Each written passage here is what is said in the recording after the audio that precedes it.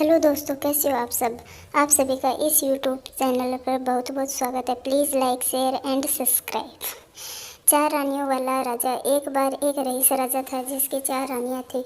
वो अपनी चौथी रानी से सबसे ज़्यादा प्यार करता था और उसे महंगे कपड़ों से लादे रहता था और बेहतरीन खाना खिलाता था। वो उसे केवल सबसे अच्छा देता था। वो अपनी तीसरी पत्नी से भी बहुत ही प्यार करता था और उसके आसपास के जो राज्यों में बखान करता रहता था, मगर उसे डर था कि वो एक दिन उसे किसी और के लिए ज़रूर छोड़ देगी।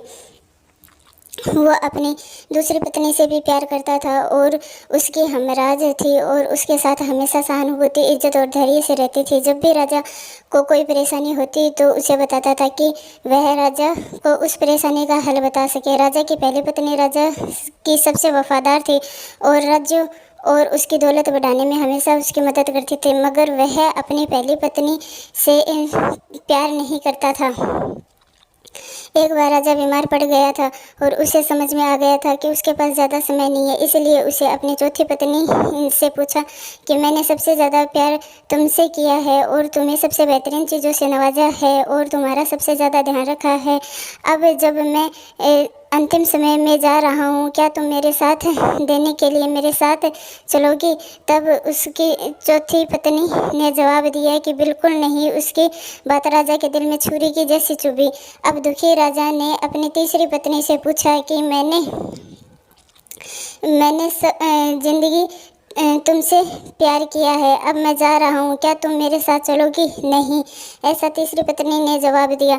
जिंदगी बहुत अच्छी है और जब तुम मरोगे तो मैं दोबारा शादी करूँगी। अब राजा का दिल बैठ गया था और वह ठंडा पड़ गया था। फिर उसने अपनी दूसरी पत्नी से पूछा, मैंने हमेशा ज़रूरत के वक्त तुमसे मदद मांगी है और तुमने भी हमेशा मेरे साथ दिया है। जब भी मैं मरूँगा, क्या तुम मेरा साथ देने मेरे साथ आओगी? माफ़ करना, इस बार मैं तुम्हारी मदद नहीं कर सकती। दूसरी पत्नी ने जवाब दिया, ज़्यादा से ज़्यादा मैं तुम्हें तुम्हारी कब्र तक छोड़ सकती हूँ। उसका जवाब बिजली की तरह राजा को लगा और वो बेहद दुखी हो गया। तभी एक आवाज़ आई, मैं आपके साथ चलूँगी, जहाँ आप जाएंगे वहाँ चलूँगी। राजा ने एक नज़र घुमाई तो उसकी पहली पत्नी खड़ी थी। वो बेहद कमज़ोर थी क्योंकि वो खाती नहीं थी। दुख से भरकर राजा ने कहा, जब मेरे पास मौका था तब मुझे तुम्हारा बेहतर ध्यान रखना चाहिए था। दोस्तों, इस कहानी में हमें यह सीखने को मिलता है कि हमारी चौथी पत्नी हमारा शरीर है।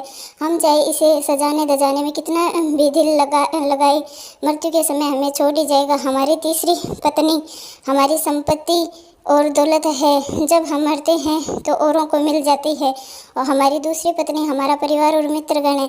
चाहे जो कितना ही हमारे साथ हो, ज़्यादा से ज़्यादा वो हमारे साथ शमशान तक आ जाएगा, पर उससे आगे नहीं। हमारी पहली पत्नी हमारी आत्मा है, जो अक्सर दौलत, ताकत, घमंड के आगे हार जाती है, मगर हमारी आत्मा ही एक ऐसी है जो जहाँ हम जाएंगे वहाँ तक जाएगी। इसलिए उसे उपजाए, ताकतवर बनाए और इसका आज से ही ध्यान रखें। इस दुनिया में सबसे बड़ा धन यही है।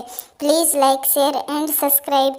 आपको ऐसी मोटिवेशन कहानियों के लिए इस चैनल को please like, share and subscribe. धन्यवाद।